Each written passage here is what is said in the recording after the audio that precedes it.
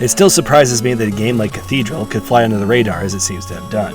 It's got adventure, it's got mystery, and it's drenched in that 8-bit era nostalgia that has made other indie titles successful, and it does it perhaps with better music than any of them. Sometimes it hits that Nintendo hard levels of difficulty, but I feel like that should be an expectation given its production values. While not without its flaws, Cathedral is straight up a great game, and if you're even close to being in its niche, don't let it fly under your radar. In true old-school style, Cathedral throws you straight into the fray and tells you to just explore. Without spoiling too much, the primary goal of the game is the typical trope of find X MacGuffins to fulfill the prophecy, but it comes along with enough mystery to keep you gripped as you watch it unfold. NPCs are full of character, with many of them being sardonic or similarly whimsical. Although the structures you visit are insanely gamey and that no architect would ever construct it that way, there are so many little details that give Cathedral's world a sense of genuineness anyway. All this coupled with music that has an unusually high number of movements and variation,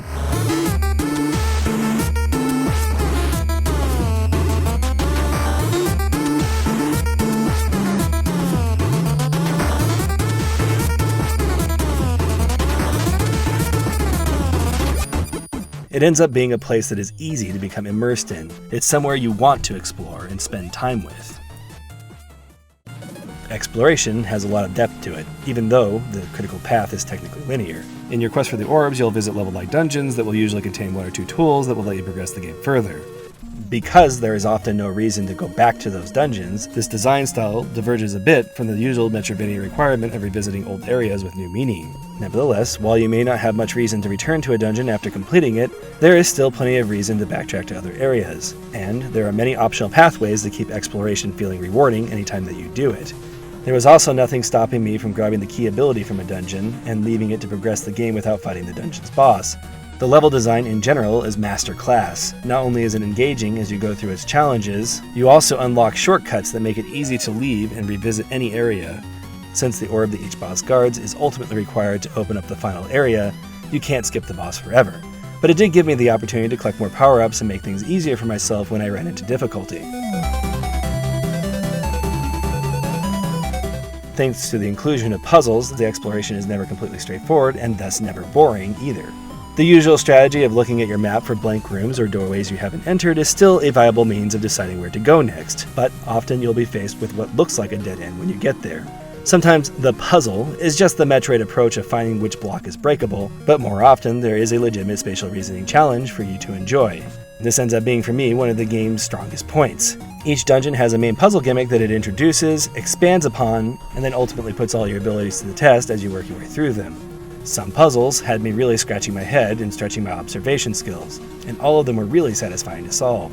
They never got so hard that I couldn't figure out most of them in a matter of seconds, but they were generally a highlight for the game. There's enough variety in the kinds of puzzles that you face that some might frustrate you more than others, and there are a few that you can technically brute force your way through, which could result in some tedium if that's the route that you choose. I think in general, though, the puzzles are as good as any Zelda game.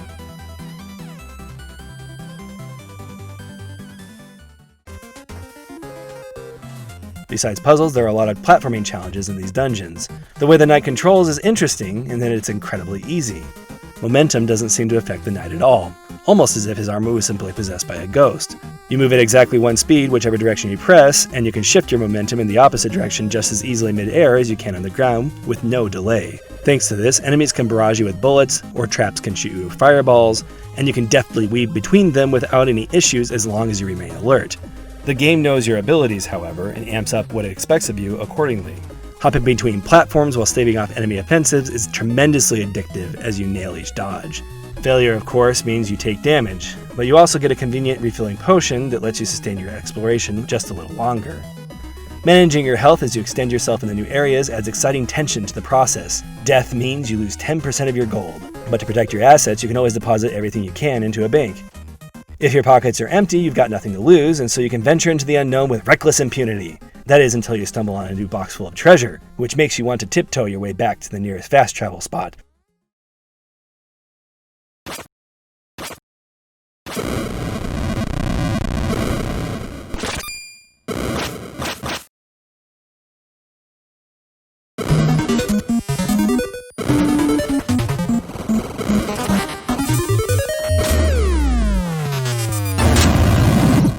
This gold loss style of death consequences helps keep the bosses fair as long as you make a deposit beforehand. Each boss follows that Mega Man style of pattern-based assaults that you typically learn to memorize if you can't adapt to them initially. Easy repetition is always a welcome design choice to combine with this style, and Cathedral more often than not has a checkpoint right before the boss. So if you go in there with empty pockets, you can try again until you win.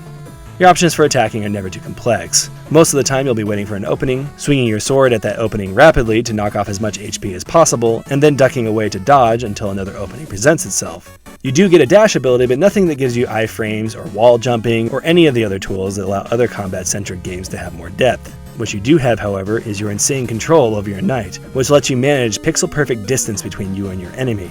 When you can't just hit a panic button, knowing exactly where to stand and when to nudge your knight just out of the way provides more than enough depth to make boss encounters feel satisfying to take down. Not every fight has the best design, but the most important fights do, with Cathedral ending on a very high note in this regard. Before that final boss fight, however, Cathedral does suffer a little bit from what I like to call epic ending syndrome. There is such a thing as too much of a good thing, and sometimes even the best games don't know when to quit when it comes to providing challenges. I'm not going to say that the final dungeon is tedious or anything, but it can be fatiguing. And unfortunately, I think some players may find themselves stopping before that final victory. Too big is something Cathedral suffers from with a few of its dungeons, actually. For the most part, no individual part of any dungeon is poorly designed, but as a whole, a dungeon might make its point too long before it's all over. I wouldn't call it padding, it's just long. With that said, making it past all the long gauntlets and relentless challenges made beating the boss at the end feel like the end of an epic journey in a way that I don't know could be accomplished without it being, well, epic. Cathedral has a lot to offer, and it's not a game that you want to miss. It's a tragedy that so many players missed Cathedral when it came out in 2019. But maybe now that it's releasing on the Nintendo Switch, it'll have the opportunity to get the attention it deserves. The game controls like a dream, it has satisfying puzzles, and best of all, it ends off with one of the most satisfying boss fights that I've ever had the pleasure of playing. While it's not perfect by any means, Cathedral may just be the best game that you never played.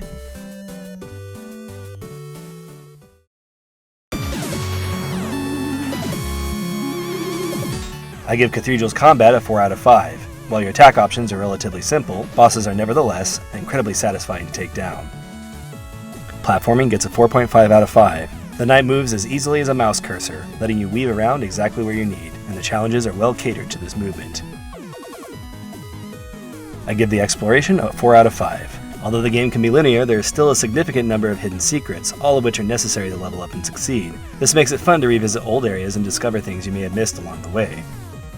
Puzzles get a 4.5 out of 5. Cathedral has very well designed Zelda-like spatial reasoning puzzles that challenge all of your abilities in layers. I give Cathedral's story a 3 out of 5. It provides just enough mystery to help you see it through, all the way to the end, when the going gets tough. The graphics get a 4.5 out of 5. The 8-bit aesthetic provides that nostalgic feel while doing everything it needs to for the action. Music gets a 4.5 out of 5. The 8-bit inspired soundtrack is stylish and addictive, and is good enough that you might listen to the OST outside of the game.